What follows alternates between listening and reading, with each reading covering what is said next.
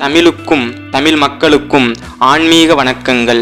நாம் இன்றைய பதிவில் ஒரு எளிய பரிகாரத்தை பற்றி பார்க்கவிருக்கிறோம்.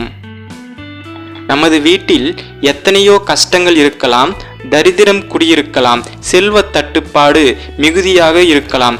அப்படிப்பட்ட எல்லாவித துன்பத்திற்கும் உங்கள் கஷ்டத்திற்கும் ஒரு எளிய பரிகாரத்தை இந்த பதிவில் காணலாம்.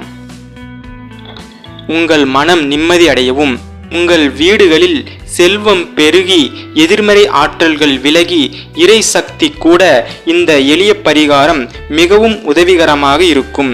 உங்கள் வீட்டிற்குள் பணம் வருவதை தரித்திரம் தடுத்து நிறுத்துகிறதா? அந்த தரித்திரத்தை போக்க இந்த எளிய பரிகாரமானது மிகவும் உதவிகரமாக இருக்கிறது. நம் வீட்டில் பண கஷ்டம் வருவதற்கு முதல் காரணம் நம்மை பிடித்திருக்கும் தரித்திரம்தான். ஒரு வீட்டில் தரித்திரம் தானாகவே பிடிக்காது. அந்த வீட்டில் உள்ளவர்களின் செயல்பாடுதான் தரித்திரத்தை வீட்டிற்குள் அழைக்கும். எந்த வீடு சுத்தபத்தமாக இல்லையோ, அந்த வீட்டில் தினந்தோறும் தீபம் ஏற்றப்படவில்லையோ, அந்த வீட்டில் பெண்கள் மன நிம்மதியோடு வாழவில்லையோ, அந்த வீட்டில் சண்டை சச்சரவுகளின் மூலம் தகாத வார்த்தைகள் உச்சரிக்கப்படுகின்றதோ, அந்த வீட்டில் நிச்சயமாக தரித்திரம் குடிக்கொள்ளத்தான் செய்யும்.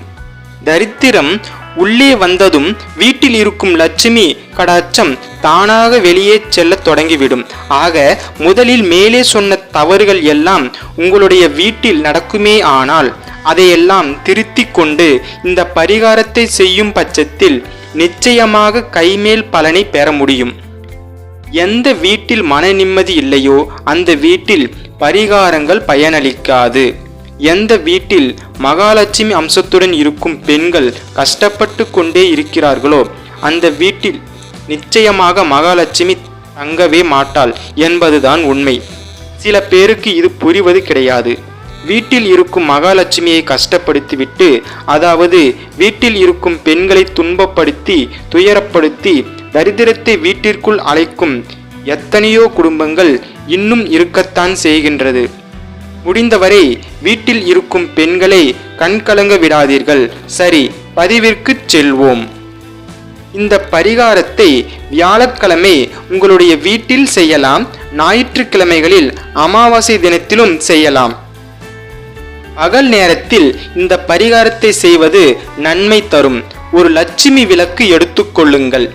அதில் கடுகு எண்ணெய் ஊற்றி மஞ்சள் நிறத்தில் திரி போட்டு தீபம் ஏற்றி உங்களுடைய வீட்டில் கொஞ்சம் இருட்டாக இருக்கும் இடத்தில் வைத்துவிட வேண்டும். எப்போதுமே இருட்டாக இருக்கும் இடத்தில்தான் எதிர்மறை ஆற்றலும் தரித்திரமும் குடிகொண்டிருக்கும். இருள் சூழ்ந்த நிலை இருந்தாலும் அந்த இடத்தில் இந்த தீபத்தை ஏற்றலாம். சமையலறை இருள் சூழ்ந்த நிலையில் இருந்தாலும் அந்த இடத்தில் இந்த தீபம் ஏற்றலாம். உங்கள் வீடே இருள் சூழ்ந்துதான் இருக்கின்றது என்றால் அதே போல 3 விளக்குகளை ஆங்காங்கே வைத்து ஏற்றி விட்டாலே போதும். வீட்டை பிடித்த தரித்திரம் வெளியே சென்றுவிடும். வீட்டிற்குள் லட்சுமி தேவி தானாக விரும்பி வாசம் செய்ய வருவாள். பணத்தடைகள் நீங்கும், மன நிம்மதி பெருகும், வீட்டில் இருக்கும் துஷ்ட சக்திகள் விரட்டி அடிக்கப்படும். இத்தனை முறைதான் இந்த தீபத்தை வீட்டில் ஏற்ற வேண்டும் என்ற அவசியம் கிடையாது. உங்களுக்கு மன நிம்மதி இல்லை, வீட்டில் நிம்மதி இல்லை, சண்டை சச்சரவுகள் வந்து கொண்டே உள்ளது, பண தட்டுப்பாடு உள்ளது எனும் பட்சத்தில் நம்பிக்கையோடு முயற்சி செய்து பாருங்கள். நிச்சயமாக நல்லதே நடக்கும். மேலும் லட்சுமி கடாட்சத்தை பெருக்க சில வழிமுறைகளை பின்பற்றினால் அதிக பலன் கிடைக்கும். வீட்டின் தலைவாசல் படிக்கு நேராக காலணிகளை விடுவது கூடாது. வீட்டின் முன்பு முருங்கை மரம் வளர்ப்பது கூடாது. வீட்டில் ஆட்கள் இருந்தாலும் இல்லாவிட்டாலும் எப்போதும் ஒரு விளக்கு எரிந்து கொண்டே இருக்க வேண்டும்.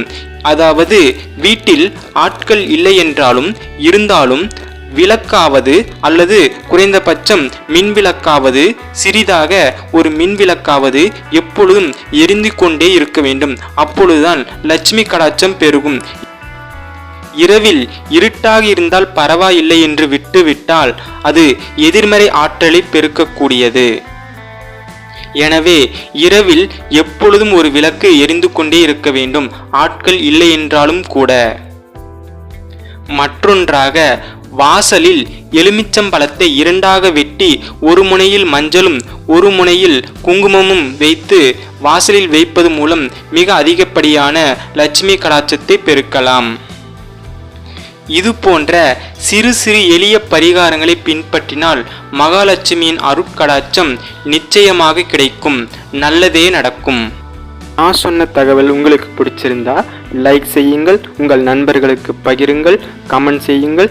மேலும் இது போன்ற மர்மமான கோயில்களையும் மர்மமான சாதனைகள் பற்றியும் அற்புதங்கள் பற்றியும் மற்றும் பல ஆன்மீக பரிகாரங்கள் பற்றியும் தெரிந்து கொள்ள நம்ம ஆன்மீக தகவல் சேனலை சப்ஸ்கிரைப் செய்து வைத்துக் கொள்ளுங்கள். நன்றி, வணக்கம்.